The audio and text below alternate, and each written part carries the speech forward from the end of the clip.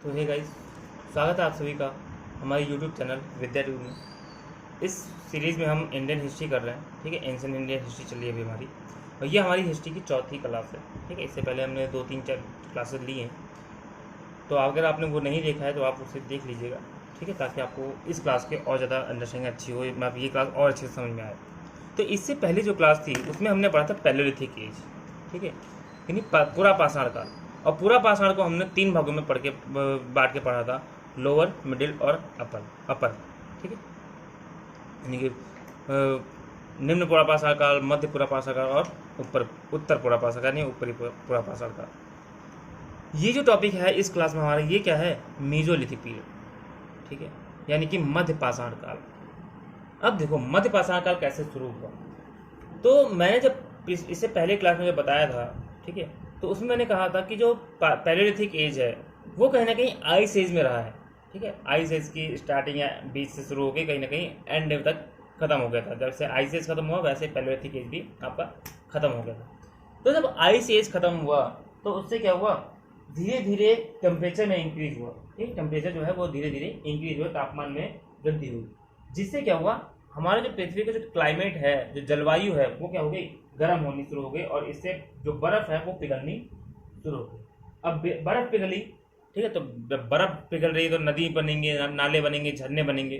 ठीक है, इससे क्या हुआ, जब नदी नाले बन रहे हैं तो इससे कई तरह के वनस्पति, कई तरह के प्लांट्स, एनिमल्स क्या हुए, इनमें कुछ बदलाव आए, इनके अंदर कुछ चेंजेस आए। ठीक है, देखो बर्फ में जो पेड़ पौधे रहते हैं वो अलग रहेंगे, वो वहाँ पे ज़्यादा अच्छे नहीं रहेंगे। लेकिन जब बर्फ पिघल जाए, पानी रहेगा, नदी वो नदियाँ रहेंगी, तो वहाँ के पेड़ पौधे जो होते हैं वो अलग किस्म के होते हैं। ठीक है, ज्योग्राफी में आप पढ़ते हैं इस चीज़ को। तो इससे क्या हुआ, पौधों में, जीवों में कुछ बदलाव आया।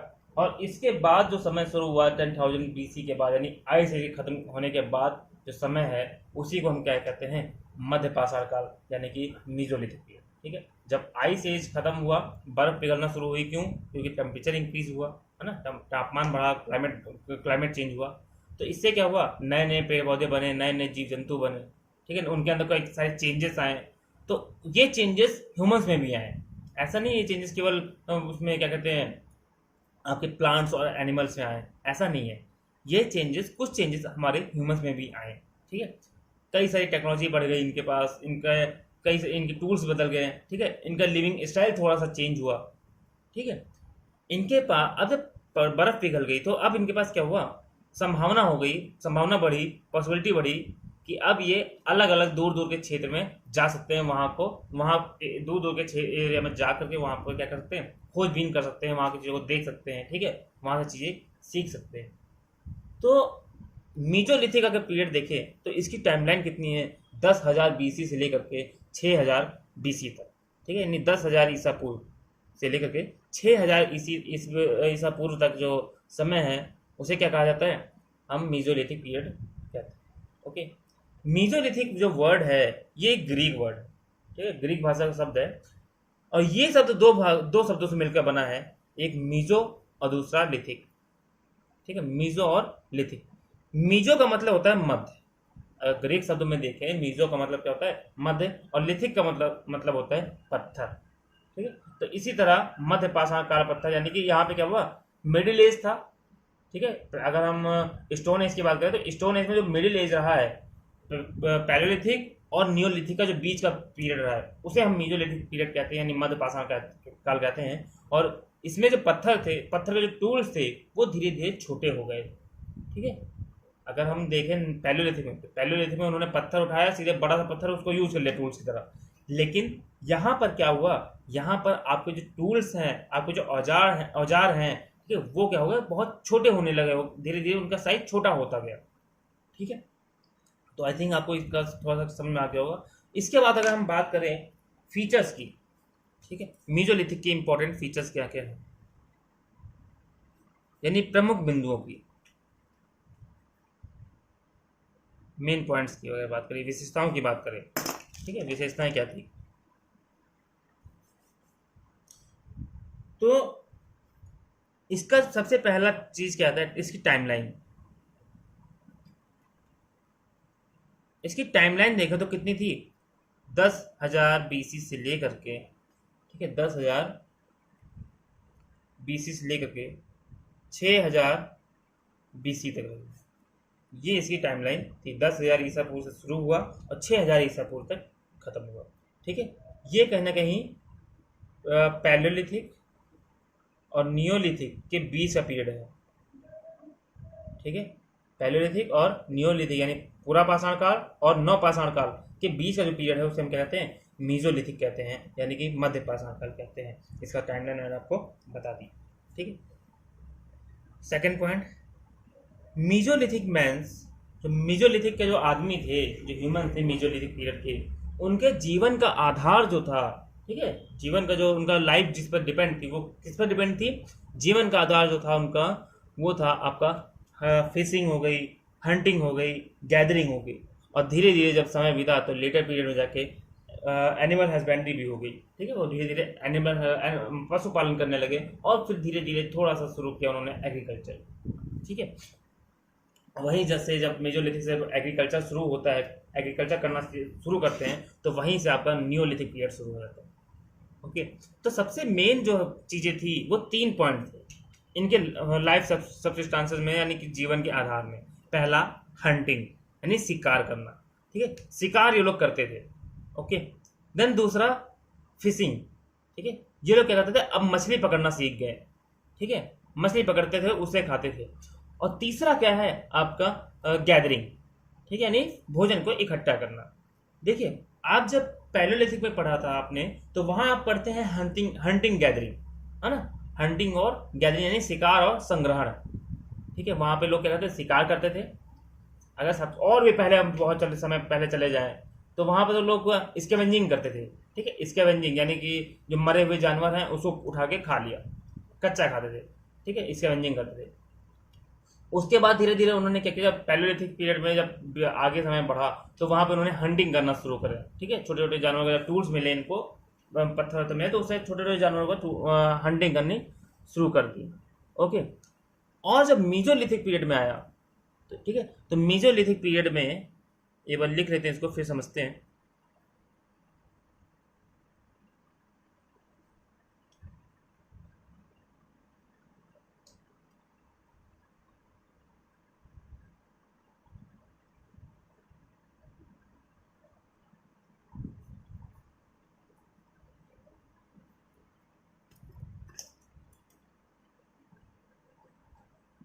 हंटिंग,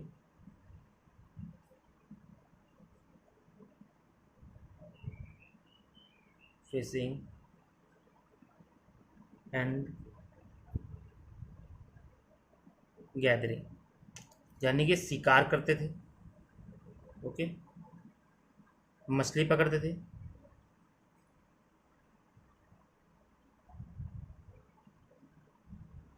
और भोजन को एकत्र करते थे। ठीक है, यानी खाना ढूंढते थे जंगलों से और बाकी सारी जगह से भोजन इकट्ठा करते थे। और इसके बाद जब धीरे धीरे समय बीता और समय बाद लेटर में जो लिथिक पीरियड में इन्होंने क्या किया, पशुपालन करना शुरू कर दिया। ठीक है, यानी कि आपका एनिमल हस्बेंड्री शुरू कर दी।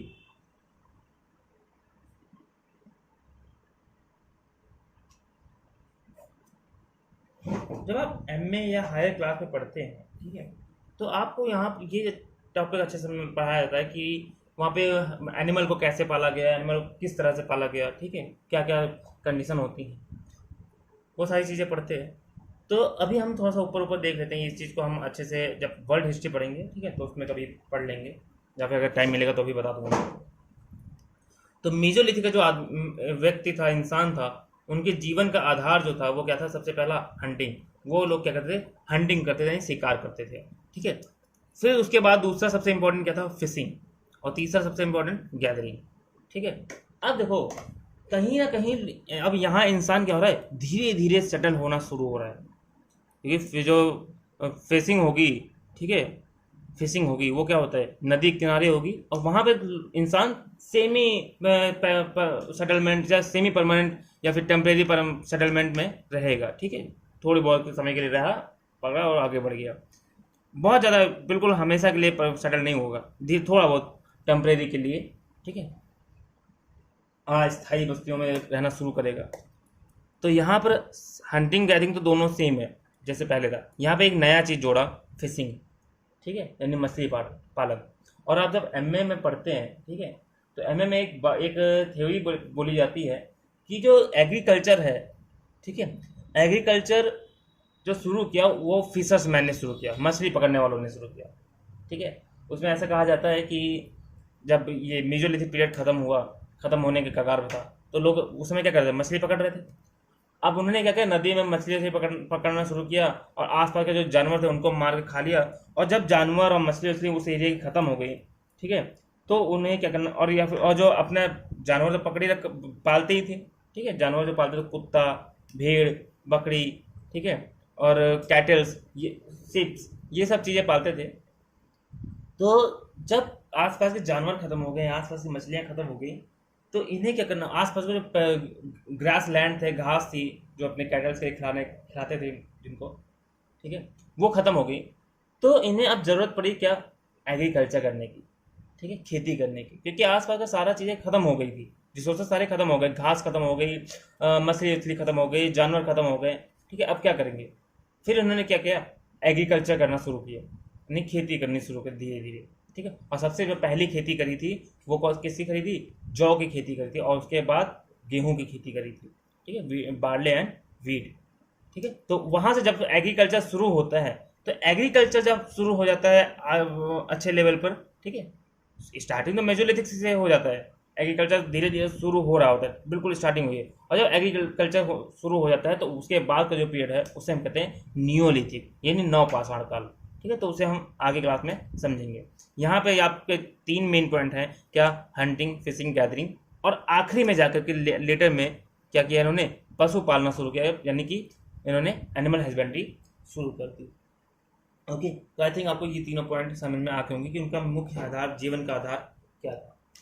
उसके बाद अगर हम देखें टूल्स के बारे में थोड़ा सा देख लें, ठीक है, तो the speciality of the tool of this period,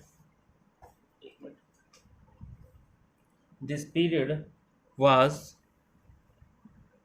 that were small in size।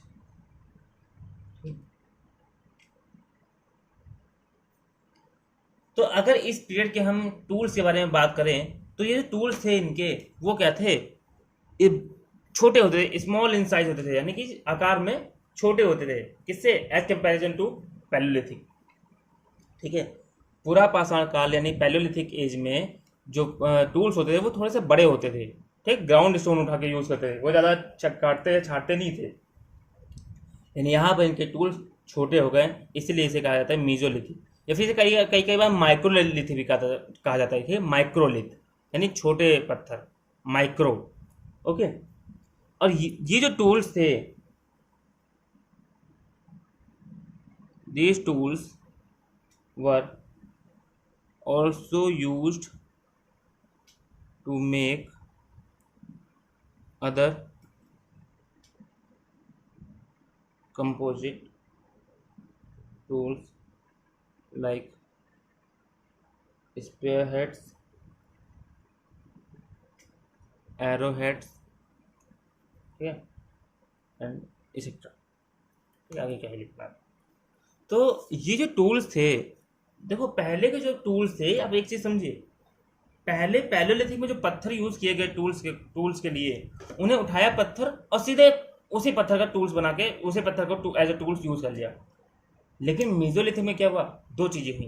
पहला, एक तो इनके जो टूल्स है वो छोटे हो गए, पत्थर का आकार धीरे धीरे छोटा हो गया, ठीक है। अब लेकिन और क्या किया, और इन्होंने उस पत्थर को तो टूल्स बनाया ही बनाया, वो पत्थर एज ए टूल्स को यूज किया, लेकिन उसके साथ में क्या किया, इन्होंने उस पत्थर को किसी स्टिक में या किसी डंडे में बांध दिया और उससे एक नया टूल्स बनाया, ठीक है। जैसे भाला, स्पेयर हेड क्या है, एक पत्थर का टुकड़ा है, मान लीजिए एक तीर क्या होती है, जैसे तीर या भाला होता है, उसमें आगे एक ऐसे नोक रहती है, ठीक है, और पीछे क्या होता है, ऐसे डंडा होता है बड़ा सा, ठीक है। तो उन्होंने क्या किया, एक मान लीजिए पत्थर है और पत्थर को ऐसे करके, ये पत्थर है, ये तो टूल्स ऐसे हम ऐसे एक पत्थर है ये, ठीक है, ऐसे हम टूल्स बना सकते हैं, यूज़ कर सकते हैं ऐसे, ठीक है।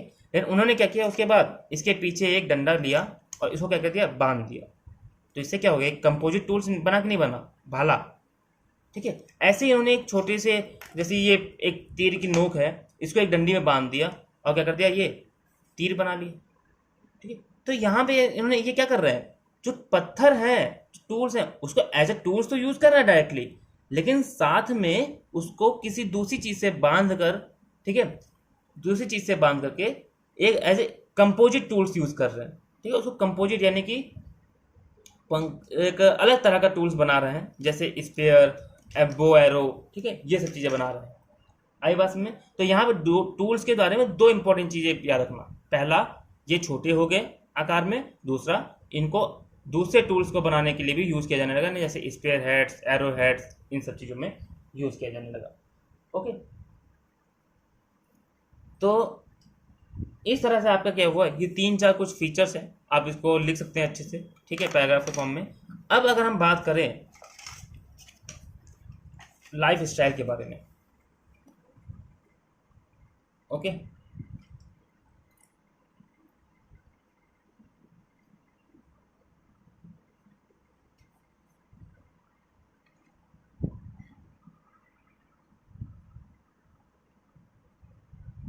तो लाइफ स्टाइल की अगर बात करें हम, तो सबसे पहला लाइफ स्टाइल क्या था, देखो लाइफ स्टाइल यानी जीवन कैसे जीवन कैसे जीते, इसमें ज़्यादा कुछ हमें पढ़ने की जरूरत नहीं होती, ठीक है। आप लाइफ स्टाइल के बारे में पढ़ेंगे कि रहते कैसे थे, क्या खाते थे, कैसे रहते, क्या करते थे, और कुछ मेजर साइट्स, ठीक है, जो मेजर साइट होती थी वो पूछते हैं, ठीक है। थोड़ा टाइमलाइन कभी कभी छोटे मोटे एग्जाम में पूछ लेते हैं, तो ये और साइट्स के बारे में तो बहुत ज़्यादा पूछा जाता है, सबसे ज़्यादा इस चैप्टर से, ठीक है, स्टोन एज से।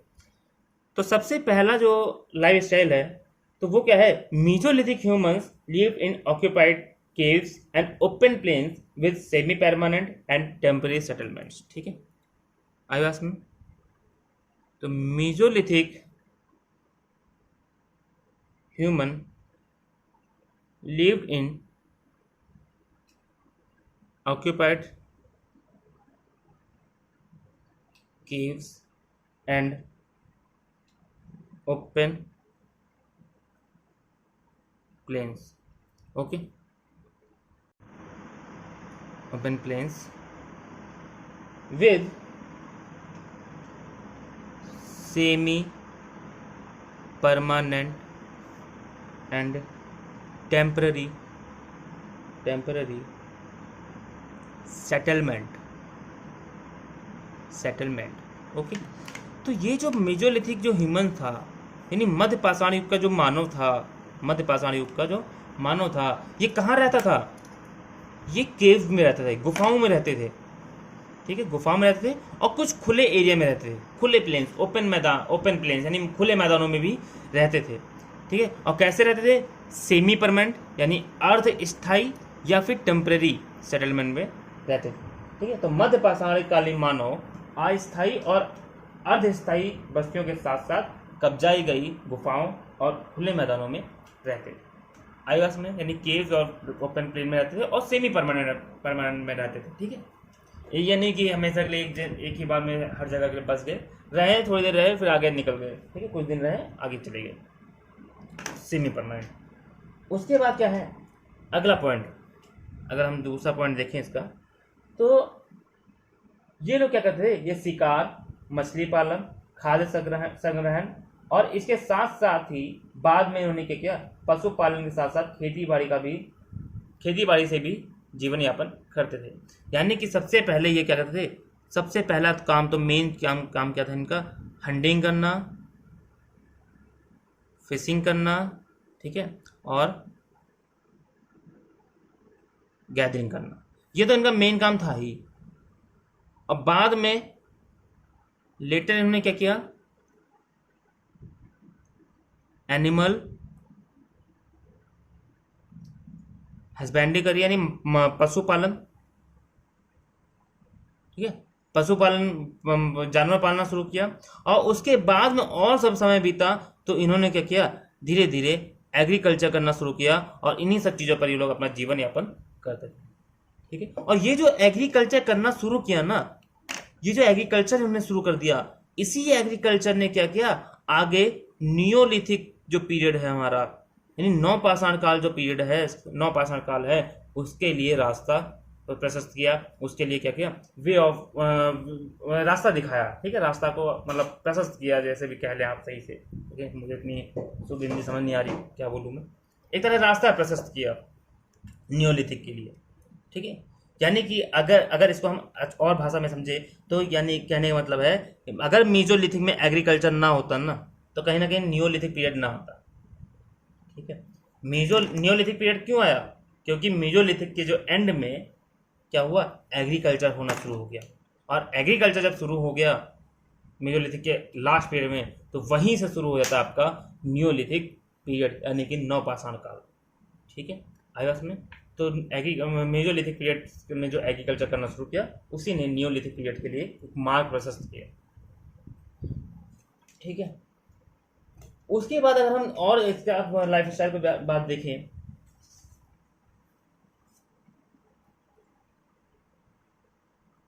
तो ये क्या कहते हैं, कब्र की बात करते हैं इनकी थोड़ी सी। ठीक है, तो कब्र की अगर बात करें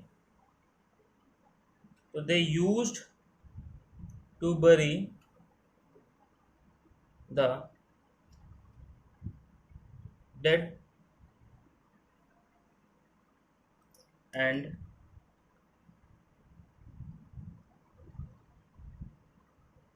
sometimes buried the necessary things along with them। ठीक है, और ये क्या शो करता है, which shows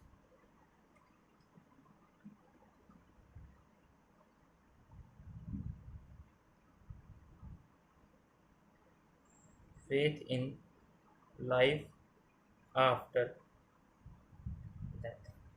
ठीक है, तो ये लोग क्या कहते थे, जब कोई इंसान मर जाता था, ठीक है, जब ये किसी इंसान की, उनमें से किसी व्यक्ति की डेथ होती थी, तो उसको ये क्या कहते थे, ये कब्र में गाड़ दिया करते थे, कब्र के अंदर दफना देते थे। ठीक है, दफनाते थे। और कभी कभी ये लोग क्या कहते थे, उस कब्र में उस व्यक्ति के साथ जो जिसकी मृत्यु हुई है, उसके साथ नेसेसरी थिंग्स, कई जरूरी चीजें, जैसे बर्तन, मान लो थोड़ा बहुत बर्तन हो गया, या कोई चीज हड्डी का या कुछ भी, ठीक है, ऐसी सारी चीजें वो लोग क्या करते थे, उसके अंदर दफना दिया करते थे। ठीक है, और ये जो दफना रहे हैं ना चीजों को, कब्र के अंदर एक व्यक्ति को डेड एनिमल रखा, उसके सामने उसकी जरूरत के सामान रख दी, तो ये क्या दिखा रहा है, कहीं ना कहीं ये फेथ दिखा रहा है, विश्वास दिखा रहा है उनका। किसमें विश्वास, लाइफ आफ्टर डेथ। यानी कि ये दिखा रहा है कि हाँ, वो लोग बिलीव करते थे, वो लोग विश्वास करते थे कि हाँ, मृत्यु के बाद भी एक जीवन होता है, life after death.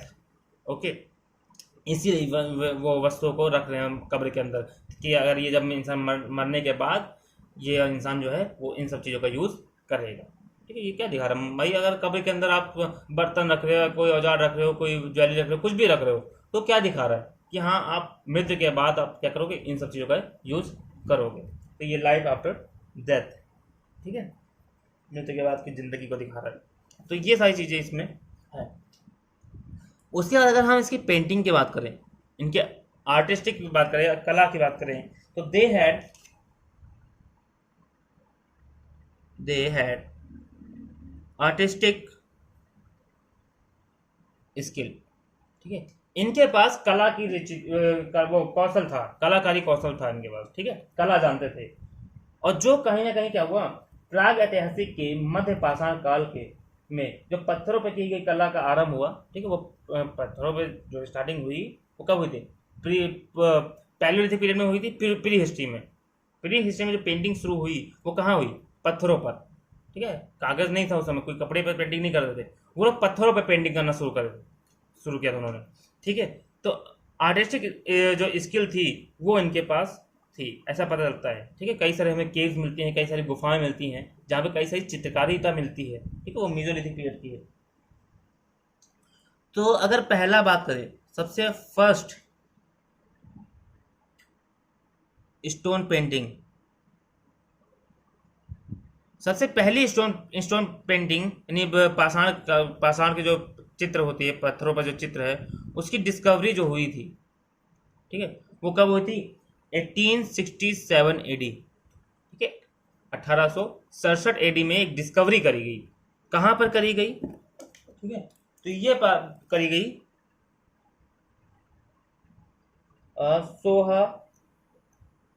सोहागीगढ़, सोहागीगढ़,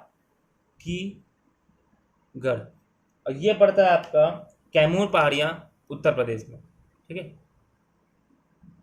Kaimur hills, UP, ठीक है, यूपी में जो कैमूर हिल्स पड़ती है ना आपका, वहां पर एक जगह है सोहागीगढ़, सोहागीगढ़, सोहागीगढ़, सोहागीगढ़ में सबसे पहली बार वहां पे खुदाई करी गई, सारी चीजें देखी गई ना 1867 में, और हमें सबसे पहला एविडेंस मिला स्टोन पेंटिंग का, ठीक है, सबसे पहली साइट थी जहां पर हमें स्टोन पेंटिंग के एविडेंस मिले थे, याद रखिएगा, सोहागीगढ़, यूपी, ठीक है।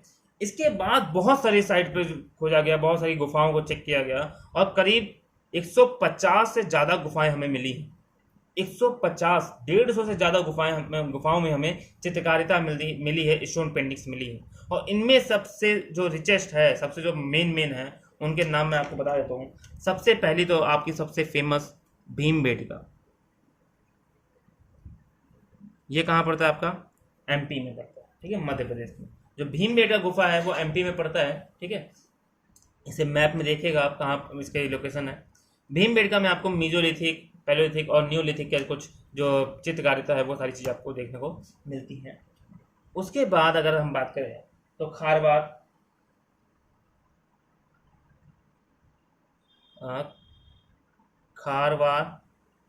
ठीक है,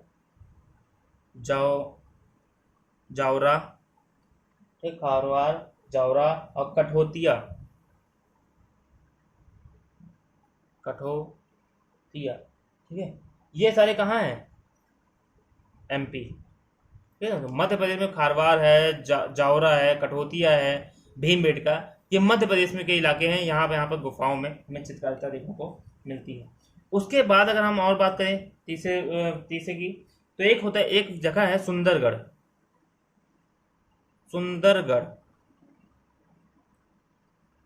ठीक है, सुंदरगढ़, और एक संबलपुर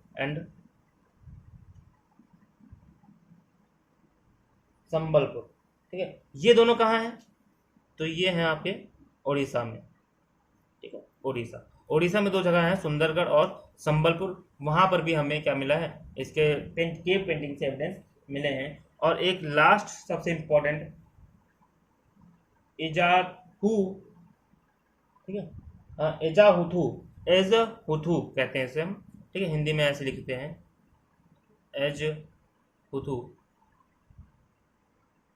एजहुथू, ये कहाँ मिला है हमें? केरल, ठीक है। तो भीमबेटका मध्य प्रदेश, खारवार, जावरा, कठोतिया ये भी मध्य प्रदेश में है, सुंदरगढ़, संबलपुर उड़ीसा में है, एजोहठू, ठीक है, ये कहाँ है? केरल में। तो ये सब जगह सबसे ज़्यादा इंपॉर्टेंट है मीजोलिथिक के पीरियड की केव पेंटिंग से लिए, ठीक है। यहाँ पे हमें गुफा चित्र मिले हैं, गुफाओं में चित्र मिले हैं, तो ये आपको समझ में आगे होगा। ओके, तो इस तरह ये क्या हो गया, आपकी लाइफ स्टाइल हो गई कि सबसे ये क्या कहते थे कि गुफाओं में रहते थे, ओपन प्लेन में रहते थे, ठीक है, टेम्परेरी और सेमी परमानेंट सेटलमेंट में। ये जीते किस पर थे? हंटिंग करते थे, फिशिंग करते थे, गैदरिंग करते थे, और धीरे धीरे फिर उन्होंने पशुपालन करना शुरू किया, और उसके बाद धीरे धीरे क्या किया? एग्रीकल्चर करना शुरू कर दिया, ठीक है। जब एनिमल को खिलाने के लिए घास नहीं बची, ठीक है, खुद के खाने के लिए इनके पास जानवर नहीं बचे, तो मजबूरी बस इनको कहीं ना कहीं क्या करना पड़ा? एग्रीकल्चर करना पड़ा, ठीक है। और वहीं एग्रीकल्चर जब शुरुआत हुई तो वहीं से आपका न्यूलिथिक पीरियड आता है, ठीक है, तो इसमें कंफ्यूज मत होना आप। ओके, तीसरा मैंने बताया, ये लोग अपने जो जो मर जाते थे व्यक्ति, उनको दफनाया करते थे, और कभी कभी उनके कब्र के साथ साथ उनके उस डेड बॉडी के साथ साथ ये लोग कई नेसेसरी चीज़ें रखते थे उसके साथ, दफन करते थे साथ में, जो ये दिखाता है उनका विश्वास था किसमें? लाइफ आफ्टर डेथ में, ठीक है, मृत्यु के बाद की जो जिंदगी है लाइफ, उसमें वे लोग विश्वास करते थे। ओके, उनके पास आर्टिस्टिक स्किल थी, यानी कलाकारी कौशल था, और कई सारे हमें पेंटिंग्स मिली हैं। सबसे पहली पेंटिंग जो हमें मिली, ठीक है। 1867 में वो कहाँ मिली? कैमूर हिल्स यूपी के एक सोहागीगढ़, ठीक है, सोहागीगढ़ जगह है, वहाँ पर हमें मिली। ओके। इसके अलावा अब आज तक अगर देखें तो 150 से ज़्यादा हमें केव पेंटिंग्स मिली हैं। उसमें से सबसे इम्पोर्टेंट भीमबेटका है। उसके बाद जो मध्य प्रदेश में है खारवार, जावरा, कठोतिया, ये भी मध्य प्रदेश में है। तीसरा सुंदरगढ़ संबलपुर उड़ीसा में है। एजोहुथु केरल में है, ठीक है, एजोहुथु केरल में है। अब इसके बाद हम थोड़ा सा साइट्स की इम्पोर्टेंट साइट्स की बात कर लेते हैं कि इम्पोर्टेंट साइट्स कौन कौन से हैं। अब बात करते हैं कुछ इंपॉर्टेंट साइट्स की ऑफ मीजोलिथिक की, ठीक है। यानी मीजोलिथिक यानी कि मध्य पाषाण काल के कुछ इंपॉर्टेंट साइट्स जो पेपर में एग्जाम में पूछे जाते हैं। तो पहला क्या है? बागौर, ठीक है। बागौर राजस्थान में पड़ता है कोठारी नदी के ऊपर, ठीक। कोठारी नदी पर एक जगह पड़ती है बागौर, राजस्थान में। ये सब महत्व क्या है? ये इंडिया का सबसे लार्जेस्ट, सबसे बड़ा और सबसे ऑथेंटिक मीजोलिथिक साइट है, ठीक है, सबसे ज़्यादा प्रमाणिक, ठीक है। और बाकी जगह थोड़ा सा शक होता है कि ये पता नहीं है कि नहीं है, लेकिन बागौर में कोई शक नहीं है कि ये मीजोलिथिक साइट नहीं है, ठीक है। वहाँ पर पूरी तरह से प्रूफ है कि हाँ, ये पूरी तरह से प्रमाण मिले हैं कि हाँ, जो बागौर है वो एक मीजोलिथिक साइट है, और ये इंडिया की यानी पूरे भारत की सबसे बड़ी साइट है मीजोलिथिक पीरियड में। ओके।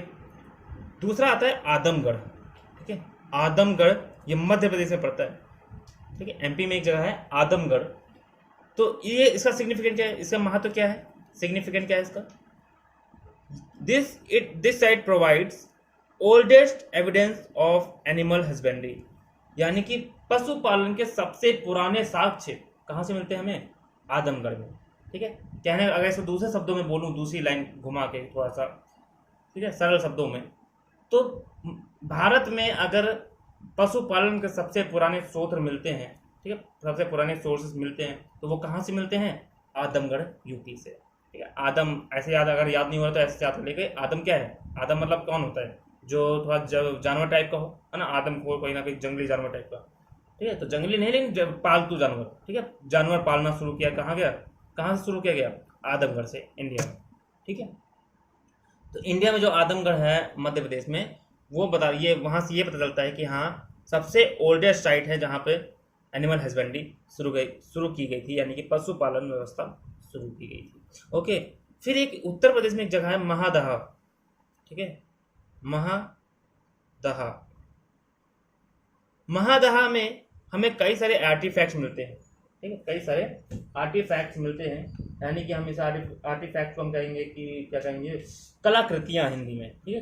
कलाकृतियाँ मिलती हैं जो कहीं ना कहीं हड्डियों की बनी है, ठीक है। जैसे एरो हेड्स, ज्वेलरी, ठीक है, हड्डियों की बनी हमें हड्डियों के कुछ आभूषण मिलते हैं, हड्डियों के कुछ एरो हेड्स मिलते हैं, ठीक है, तीर के नोक। तो ये सब हड्डियों के मिले हैं, यानी कि हड्डियों के कुछ कलाकृतियाँ हमें मिली हैं। कहाँ से? महादहा से। महा मतलब कहीं ना कहीं मरने का वर्ड आता है। महादहा, दहा मतलब महादहा, यानी कि कोई वो बॉडी है जो मरी हुई है ना, कोई बॉडी है, दहा मतलब देह, और बॉडी, मरी हुई बॉडी में क्या होता है? हड्डी होती है। हड्डी से क्या बना सकते हैं हम? ज्वेलरी और बोन, इनका यूज़ करके बना सकते हैं। तो ऐसे याद करिएगा, महादहा मतलब बोन्स, हड्डी, यानी कि हड्डी की चीज़ें कहाँ मिली हमें? महादहा में मिली है, ठीक है। आदमगढ़, आदम मतलब क्या होता है? जानवर, यानी कि जानवर का पालतू बनाना शुरू किया आदमगढ़ से, है ना। ऐसे याद कर लीजिएगा।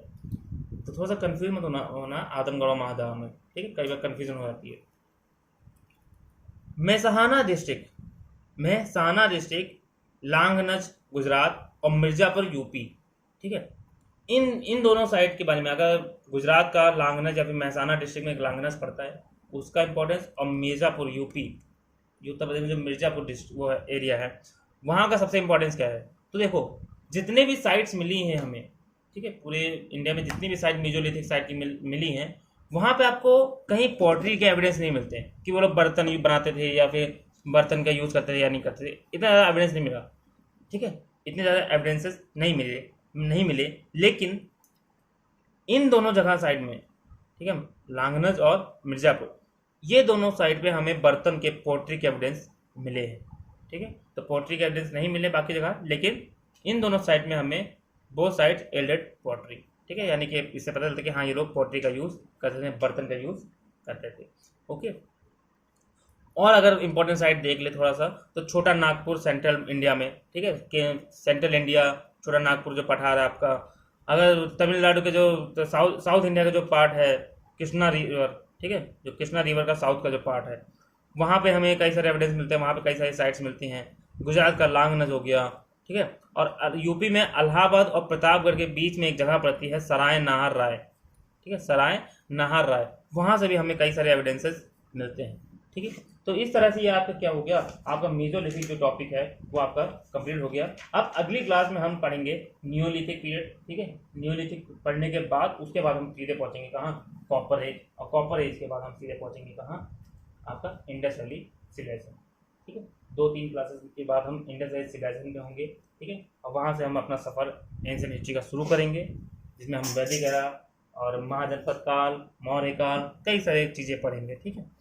तो अगर आपने इससे पहले वीडियो नहीं देखी है तो वो भी आप देख लीजिएगा, ताकि आपको इसका और ज़्यादा क्लियर हो जाए।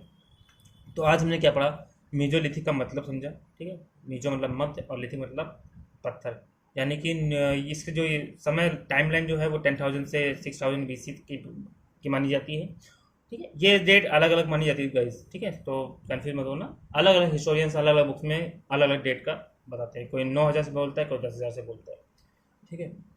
उसके बाद हमने लाइफ स्टाइल पढ़ा, ठीक है, कुछ फीचर्स पढ़े मेसोलिथिक के कि फीचर्स क्या क्या थे, लाइफ स्टाइल क्या थे, हंटिंग करते थे, गैदरिंग करते थे, फिशिंग करते थे, और उसके बाद धीरे धीरे उन्होंने क्या किया, पशु पालना शुरू कर दिया, एग्रीकल्चर करना, सॉरी एनिमल हस्बेंड्री करना शुरू कर दी।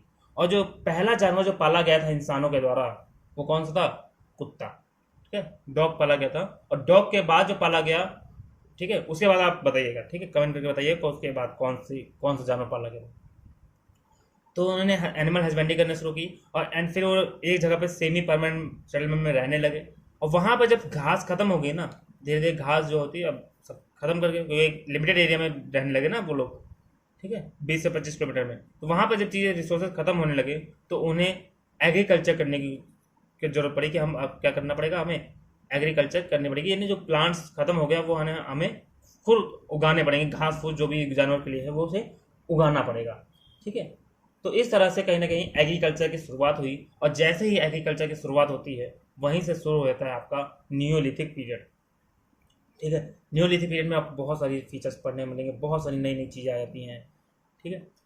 इसमें हमने कुछ इंपॉर्टेंट साइट्स पढ़ ली, तो ठीक है, फिर वीडियो को पूरा देखिए, लाइक करिए, ठीक है, कमेंट करिए, सब्सक्राइब करिए चैनल को, और बेल आइकन को प्रेस कर दीजिए, बेल आइकन को प्रेस करिए, ताकि जो हमारी नोटिफिकेशन है वो आप तक पहुंचती रहे, ठीक है। सपोर्ट करते रहिए, तब तक के लिए keep watching, goodbye, see you.